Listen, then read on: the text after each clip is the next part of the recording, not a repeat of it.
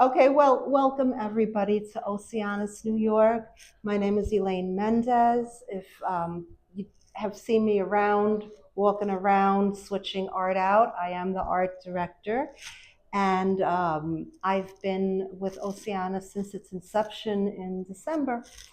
And we've been starting to hold weekly artist talks. And tonight, it gives me great pleasure to introduce Eveline Luppi, whose art has been here before, but we have a brand new solo show going for her. And I'm so excited. Eveline is from Rhode Island, and she's an abstract artist and has a whole slew of shows up and down the East Coast coming up. And we're very honored to be able to have a spot on her calendar with her art. So a big round of applause to Eveline. Thank you. And then I'm going to give the floor to you. I'd like to welcome everyone to this beautiful event, this beautiful space called Oceanus, New York. I look around me and see all the beautiful work created by the tireless efforts of David and the art director Elaine and the staff. It's a beautiful vision taking place here. I want to thank you for attending this event and talk this evening.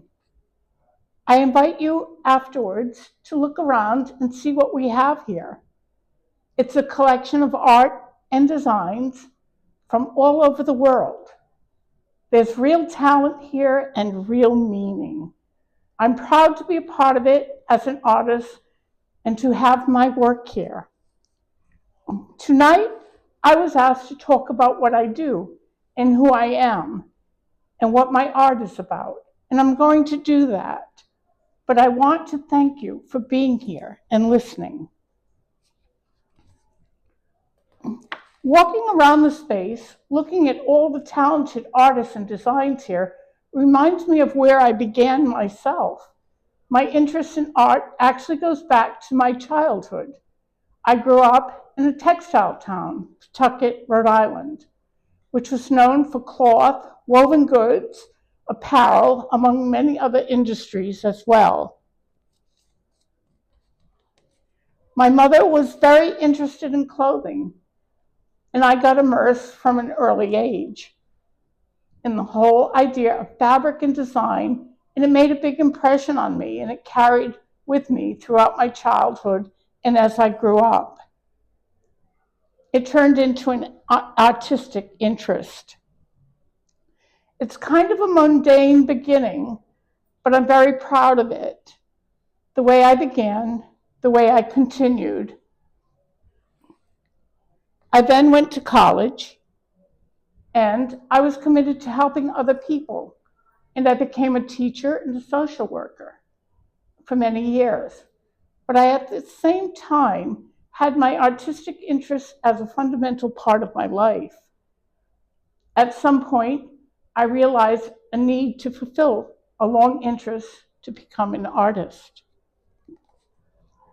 I decided to go to what I think is perhaps the most unique training ground of all for modern art, and that's the Art Student League of New York. It's not an MFA program, it's simply an academy of artists, top artists, nationally known artists from around the world. They accept people from off the street and try to help them develop their talent.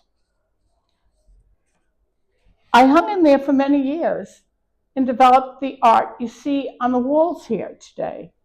I'm proud to say my two main mentors, Knox Martin and William Scharf, were nationally known artists whose works hang in many museums.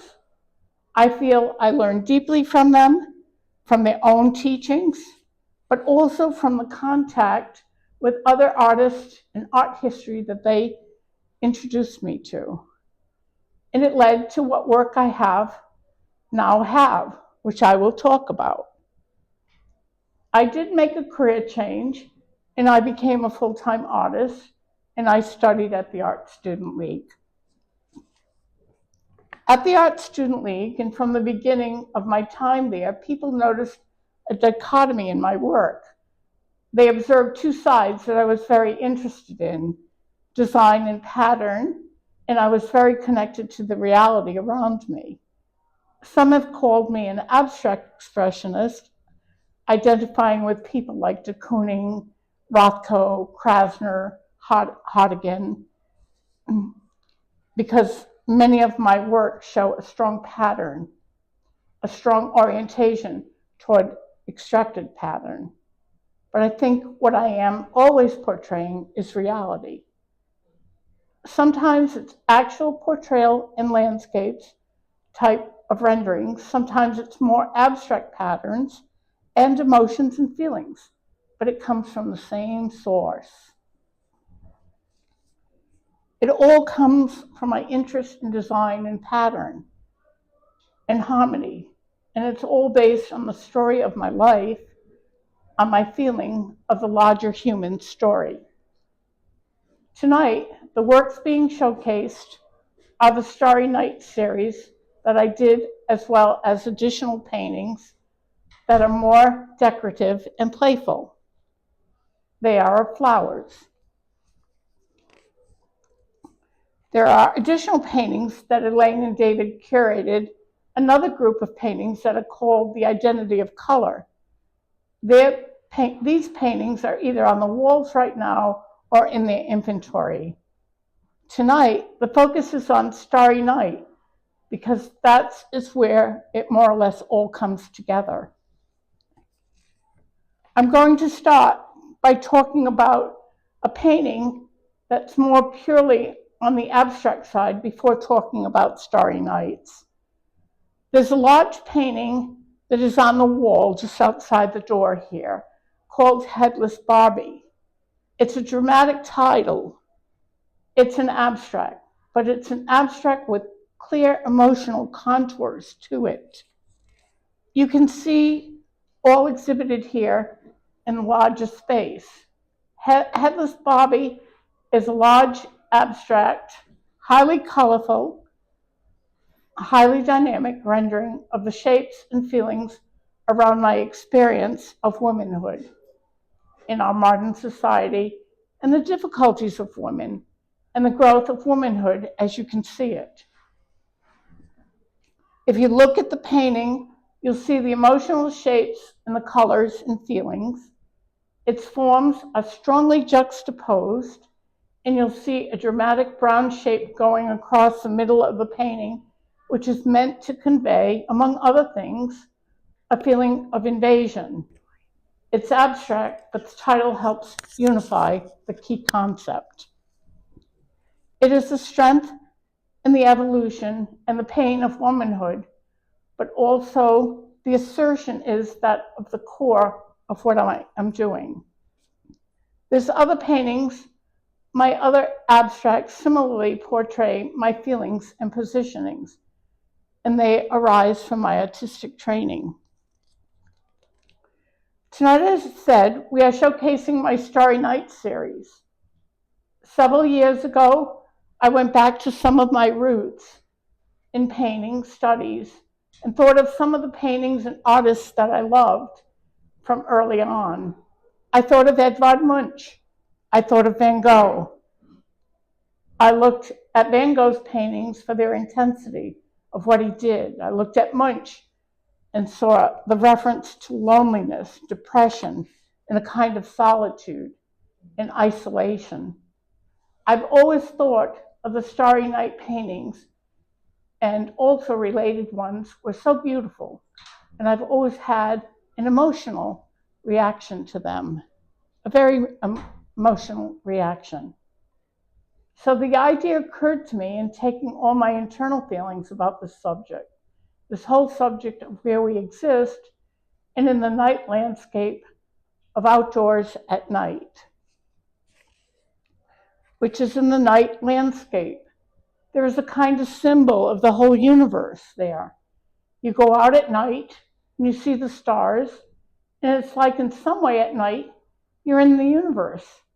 You're there more than any other time. And so I had a deep emotional feeling about it. And when I began sketching out ideas and looking at it, it was my own style that emerged. I wasn't imitating either. I was deeply connected to those two paintings and many others, but it was my own feelings about night as an emblem of the universe. Night is the emblem of human life. I painted that.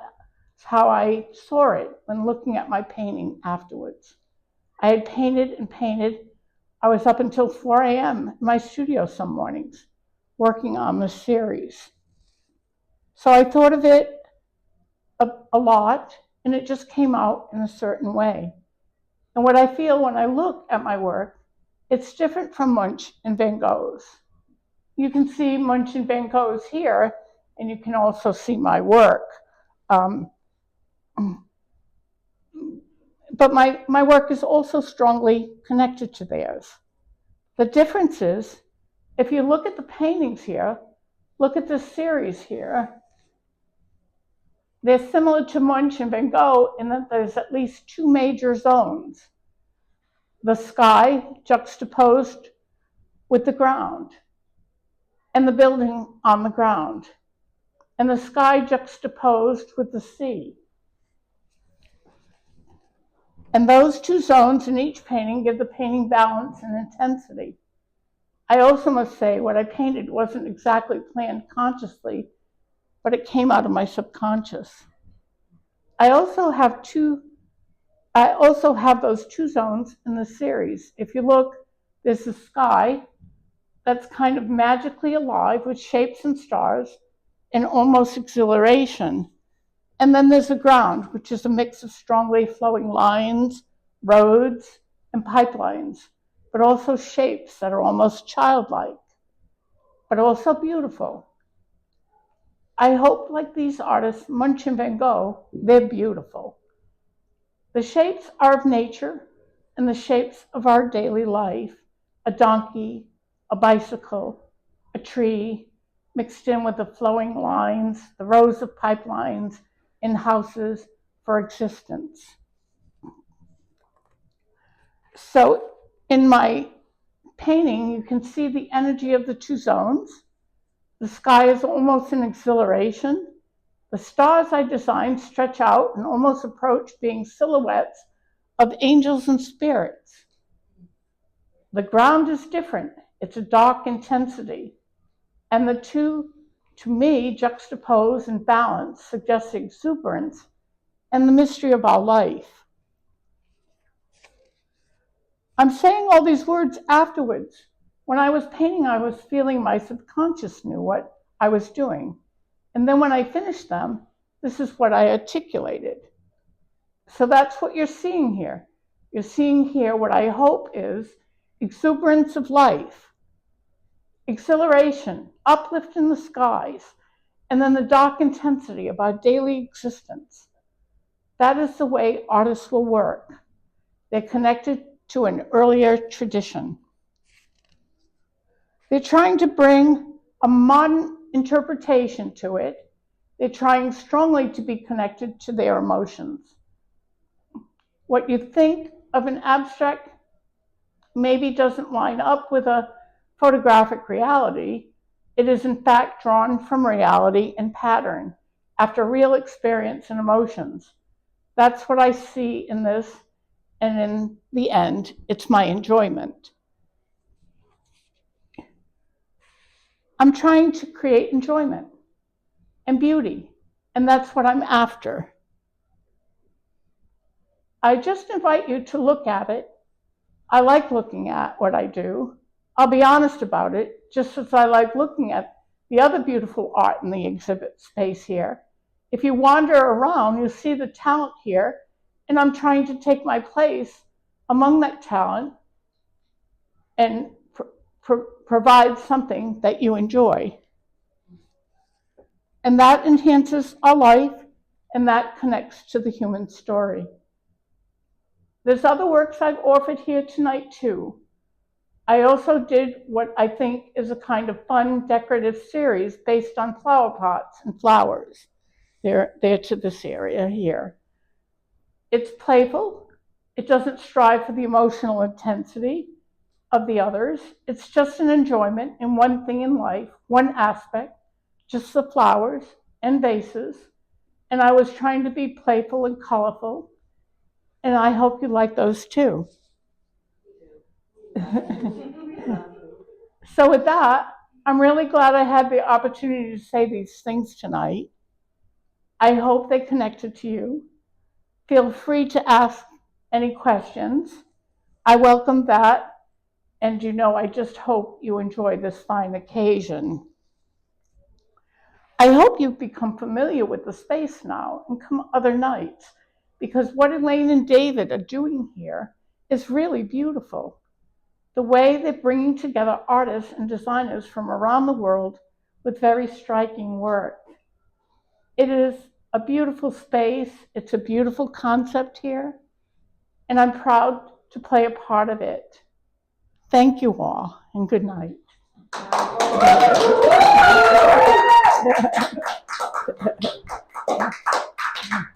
you so much for honoring us with your artwork, because what you said tonight, I know you were speaking from your heart, and it was put so eloquently. Um, and many artists here in this space paint from that same inner emotion. And we're all here for the same reason, but you put it out there like so well. Thank you so much. Thank you. Thank you all for being here. And I am so honored to be a part of this venue. This is truly an exciting time in our lives to see something like this happening on Wall Street in New York. So thank you. Yes, it is. And we have, I mean, this was started and is a concept store. And originally, the art I was selecting was meant to enhance the products. Thanks for the mic. Was the art I've been selecting was meant to enhance the products that are inside the store. And everything has kind of taken on a life of its own. And I am so happy because you promoted this space. You and some other artists have promoted this space so much and so lovingly that there are no words to express my personal gratitude for that promotion. Because, and I always say this, I said it when I had my galleries, I say it now, that if it weren't for the artists and those people that are so vocal about what they're doing, where would we be? So, and I stand on that. If anyone has questions, now would be the time to ask. Go ahead, Eva. Thank you. I raised a quiet hand. Yes.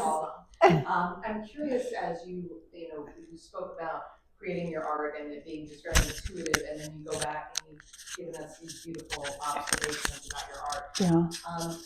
I'm curious if those observations evolve, or do you look at a painting and you say, this is what it was about and now I'm done, or do you ever go back sometime later and re-observe it? I think quite often I go back and re-observe. And also, though, while I'm working, I have moments where I'm stepping back from it and taking time, and I might put it aside for a few days and come back, and I start seeing things coming into it that are things that I recognize from my other experiences in life, and that is how, even though it is very intuitive, my work is not a copy of Van Gogh or a copy of Munch. It's my own. It's my own identity, and it's my own feeling and experience and passion. When I'm out on the deck in my backyard and I'm looking at the sky, my studio is nearby that I go into and paint during the day, and it's just incredibly striking, and just kind of a thunder happens within me. So that's how it goes. Yeah.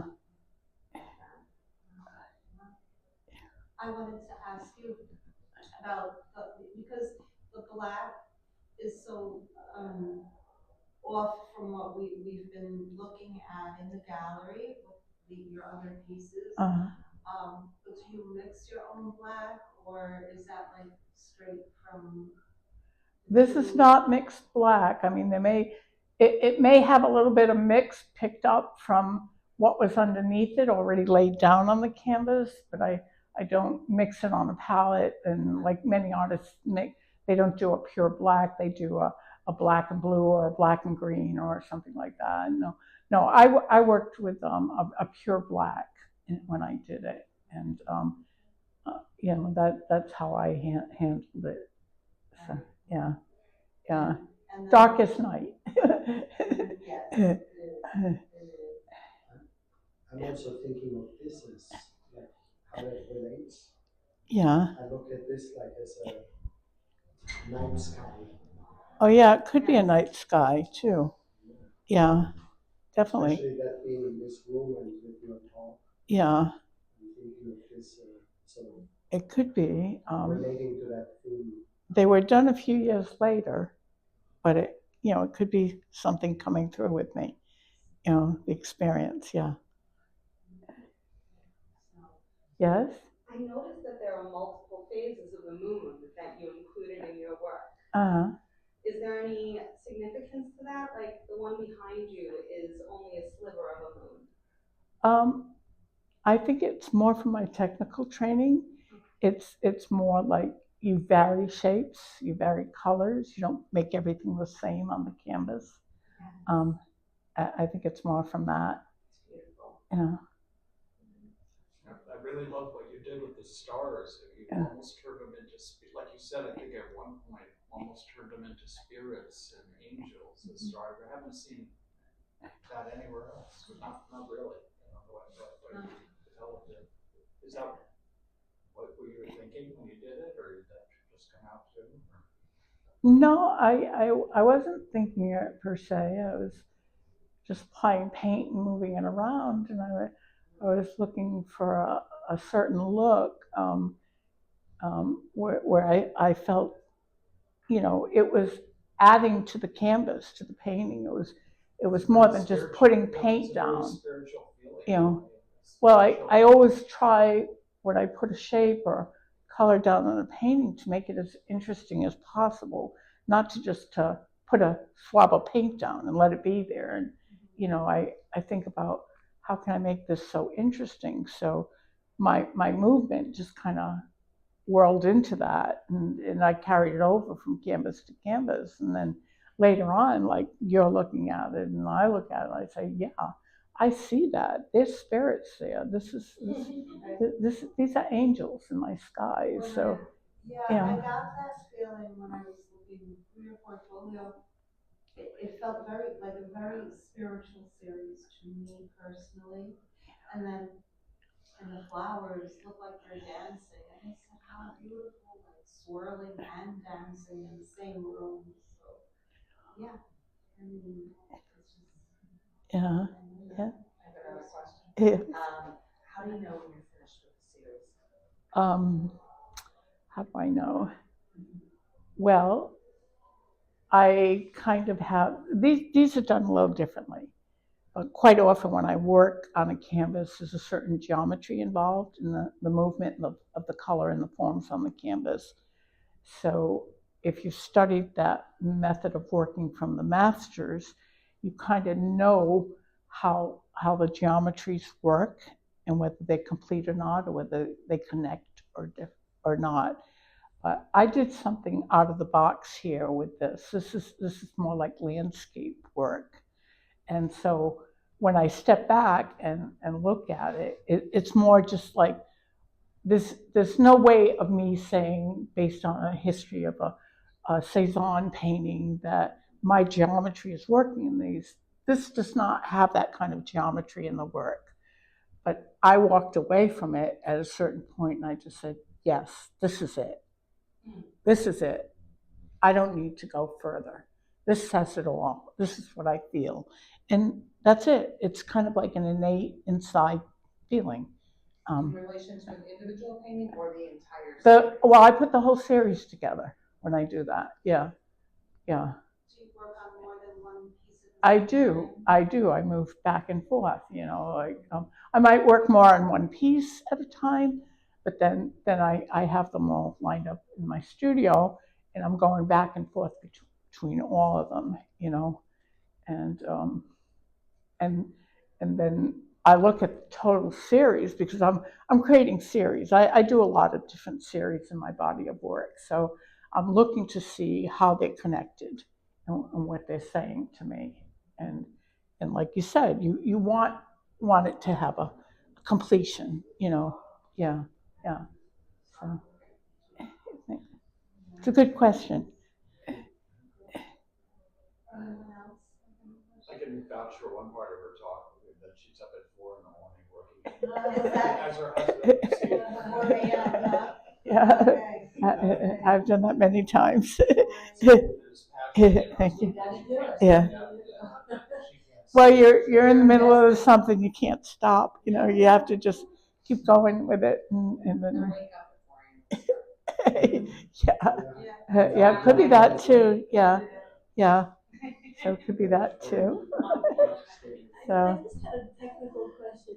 Yeah. Are the black, is that supposed to be a frame? Did you mask it off? Well, it's actually like a charcoal gray, Yeah. and yeah, I framed. I put a border on it. Um, I originally painted the canvas all charcoal gray and then went in on the top of it. But then I went back and I had to rework the painting a bit. So I redid the borders. I had to redo the borders at a certain point. And, but I had originally done all painted out on the background. Now, I don't always work that way. Like when I'm following the way the masters like Cezanne worked or something like that, you're not likely to put a background on a painting. That's not something a lot of artists will do, but this is very out of the box, doing something, a different approach. Yeah, for anyone. It's something that I kind of came up with to do. There are other artists that do the landscape where it's like the top and the bottom too, but they might work more border to end to end of the canvas and stuff like that. No, I decided to frame it. Oh, yeah. I didn't realize those weren't frames until just now. Yeah. It could almost also have the appearance as if you're looking out a window. Yeah, it can have that. Yeah. Yeah. Yeah, I think it gives depth to the painting. You're looking into it. The sky is behind the buildings, it's pulling back, and I think that charcoal frame around it only highlights the depth within the painting. Yeah. Yeah. So let me ask you a question. Yeah. As an artist, how has it been with I know you market your own work for the most part. Yeah. You do all your marketing, you do so much. I do, but galleries do it too for me, Okay. depending on where I'm showing or who's representing me. There's a good amount that gets done that way too. How do you balance the marketing aspect, the making aspect? Because this is something that we often talk about. She's up at 4 in the morning, so I'll tell you, that's a major juggling act that I have recently talked to other people about, and like you get caught in the mainstream of like, okay, you got the work, it's got to be photographed, it's got to be high res, you got to get it to the curator. You've got to move the art there. You got to drive from Rhode Island. You're watching the weather forecast. There's all these things going on, and then I get a call from a friend who was here earlier tonight, and she says, "Keep painting, Eveline." So I'm lucky I have peer pressure because I'm caught up in all these things that I have to do, and then she's right. I got to keep painting because there is another show down the road coming up, and not that you paint for shows, but I do have to keep going with my inspirations, and people look to that when they look at your work. Yeah, a collector will come in and they want to see your progression, so if you have a big gap, it's just like if you go to work every day and you stay out of work for 2 years, they're going to want to know why. So you do all that, yeah. So, could you give us, again, like a little synopsis of where your next shows will be? Okay, I can. Right now, I have a painting in a member show at the Cambridge Art Association in Cambridge, Massachusetts. I am a full member there. I also have work going to the Providence Art Club for a member show. I have a two-person show at the Providence Art Club this year. I'm waiting to hear more on when that will be, but it will be sometime this year. And then I'm doing a show at Springville Gallery in Newport, Rhode Island for May and June, which I'm looking forward to. And it's a little bit of a different thing than my geometric work. It has geometry in it, but I'm doing seascapes because it's Newport, it's by the ocean. And, I like to make the work relatable too. I think that helps with the art. Yeah. Do you have an Instagram page? Oh yeah, I have Instagram. What is it? Eveline Luppi. Eveline Luppi. And I can just look that up and I would find you? Yeah. Eveline, spelled French though. Eveline, Luppi, Luppi. And I also have a beautiful website, evelineluppi.com. It's updated regularly. It will list all my shows. There are pages of the new work that go on a regular basis. And there's contact information on it. So, yeah. We will be sure to all those links. Okay. Thank you so much. Thank you all. Thank you. It's my honor.